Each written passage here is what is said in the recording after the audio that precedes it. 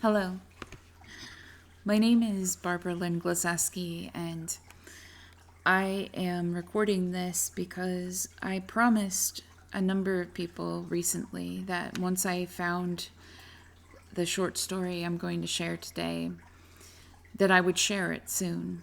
And I've since delayed and put off putting it out there. You see, I've recently been trying to reconnect with a person that I abandoned in myself maybe 20 years ago, 15, 20. A person that genuinely thought of herself as a storyteller, an author, a poet,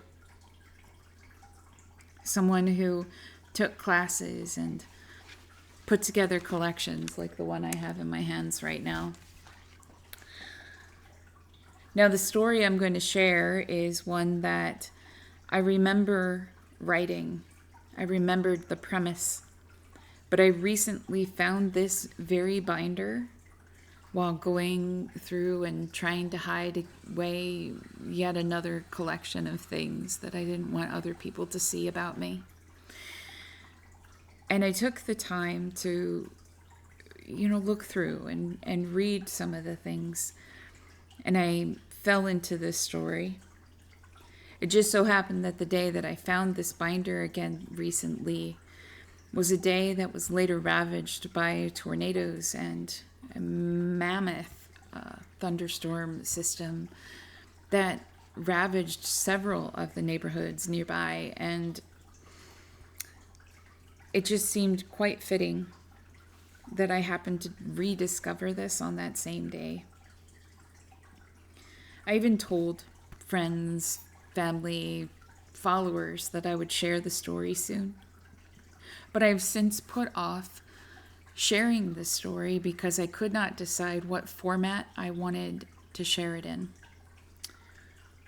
So instead of trying to retype it and recreate it or condense it into 30-second little segments, I've decided instead that I would just read the story to you. So I hope that you will spend a few minutes with me to revisit a person that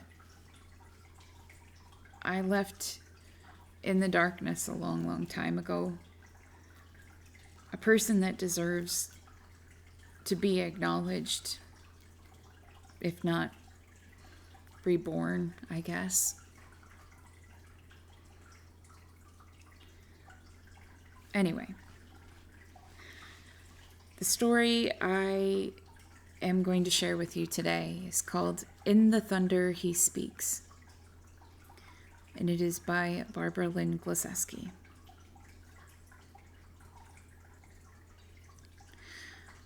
Sometimes, when I look out at my lover, his face becomes blurry through twisted rivers of water. His face nearly always dark and brooding, lightning enlivening his eyes and his voice rumbling through me. I don't have to move to feel him there with me. I just open the window and breathe, hoping, wishing, wondering if someday he really could just break this whole world down and take me away. Sometimes I hear Mama snoring from the next room, the next to paper-thin walls, keeping barely any sound from each other. Especially at night. He has the ability to drown it all away. Just a single word from him, and I melt into a pool of tranquility, willing that someday I'll hold him like I do my teddy bear, and he will take me away from my wannabe home. There's something about him that's always been a mystery to me. He always finds some way to hide his full face behind his hands, or maybe his words, sometimes even both. He pretends to be shy with me, but I know better than that because he's shown me his open side too. He usually only comes open at night, when the darkness hides his features and he can talk in metaphors, and it's all okay because I'm in love with him and he with me, even though we've really never said it before. I think we read each other's hearts, which I love, but often stay silent, which I sometimes hate. I know he's not calm and emotionless, though sometimes he gets so close to convincing me otherwise I can taste it. Oftentimes, we meet when I lay in bed, gazing out my window, hearing the soft patter of rain falling against our aluminum trailer. The hollow metallic noise sounds almost like wooden bells, serenading, creating a song that he and I will someday dance to. He speaks, rattles the single pane, and I crank it out so I can hear him better, smell his cologne that's scented like thunderstorms. I long to let him in, long to let him see the inside of me and my metal box home, meet my wearied mother, sit at the table with me and lunch. But still he must stay outside. Forever he must stay outside. It makes me want to cry. He has the ability to take anything in the world and make it brighter, more colorful, more beautiful. Every once in a while, even I leave myself subject to his will, standing outside in the rain, mud squishing between my toes, thunder rolling over me as I breathe in his scent over and over.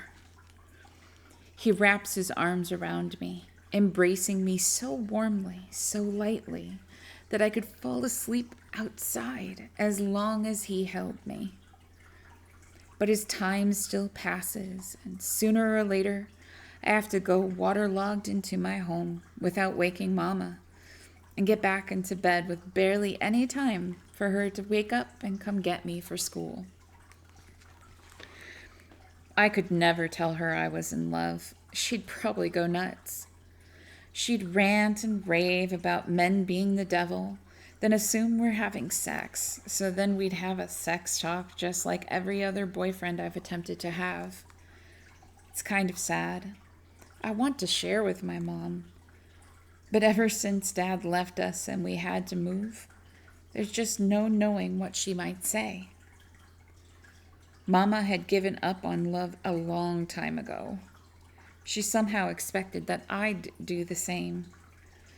The only thing she ever seemed to care about anymore was me.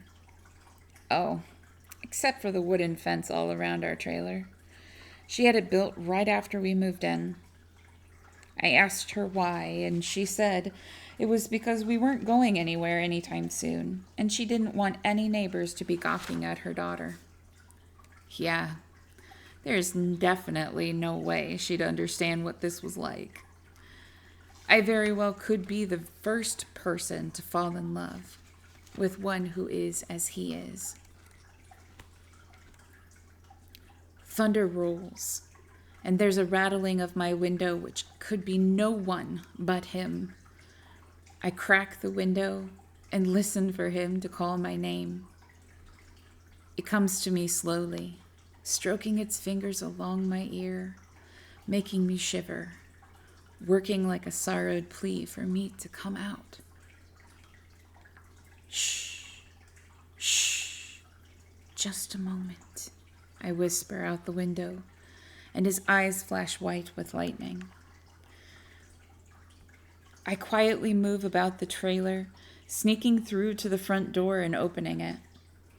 The rain is beginning to fall, big drops that sounded hollow over my head and felt freezing on my still sleepy skin. Streetlights bent with water run over my feet. They're angled distant and barely seen over the fence. Thunder courses through the ground, and his arms come around me in a sweet, scented embrace. I breathe deeply,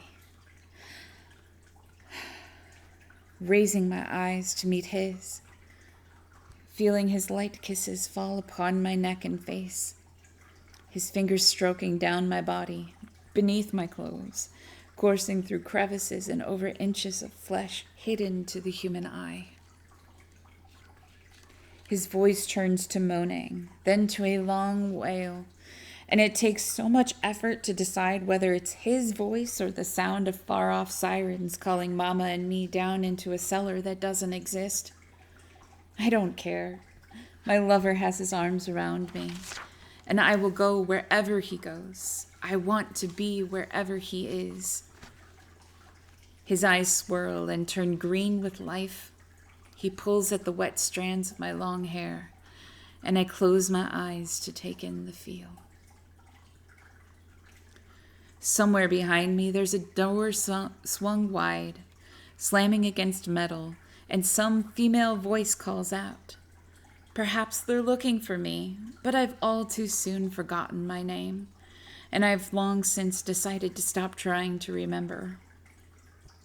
His eyes are so green. His arms are tightening.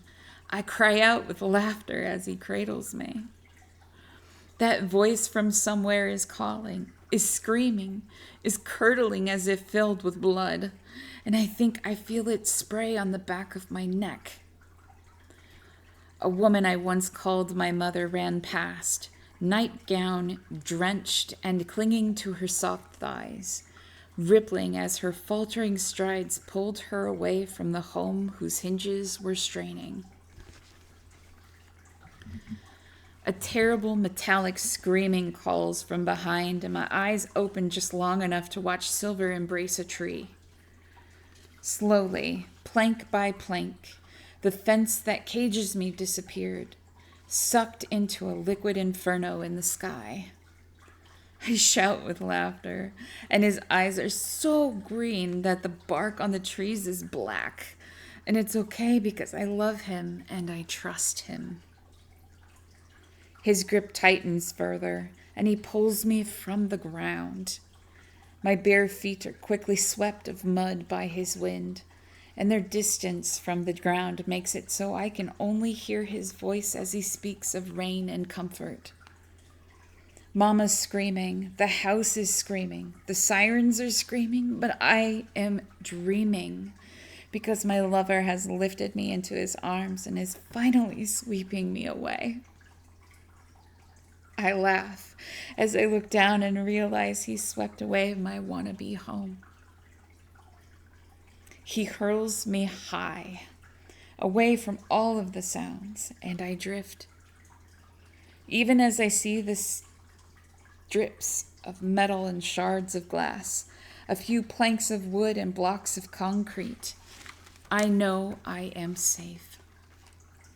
Even as these things pierce my skin and break my body, I know I am fine.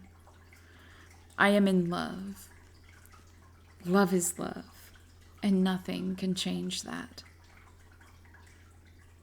The darkness falls, as does the body that was once me.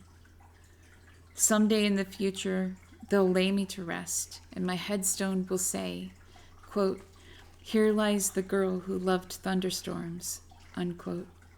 But they won't know. I can never lay down. I've been swept up into the sky.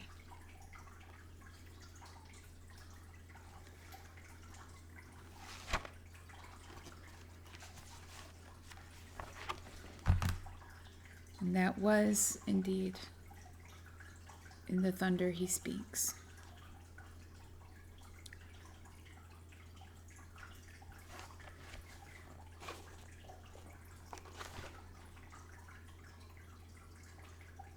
Sometimes when I find stuff like that,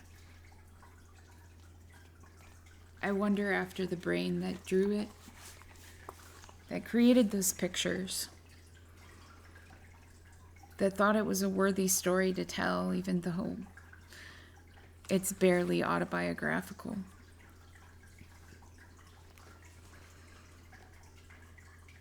It's very interesting to me, though, because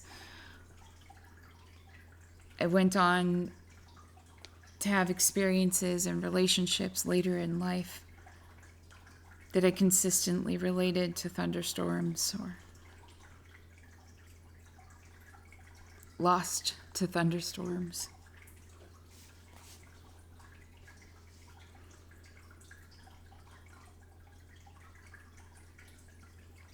I hope I can find her again.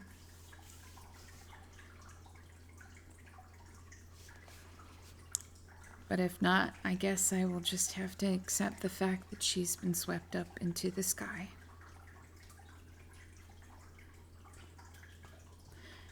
Thank you for listening.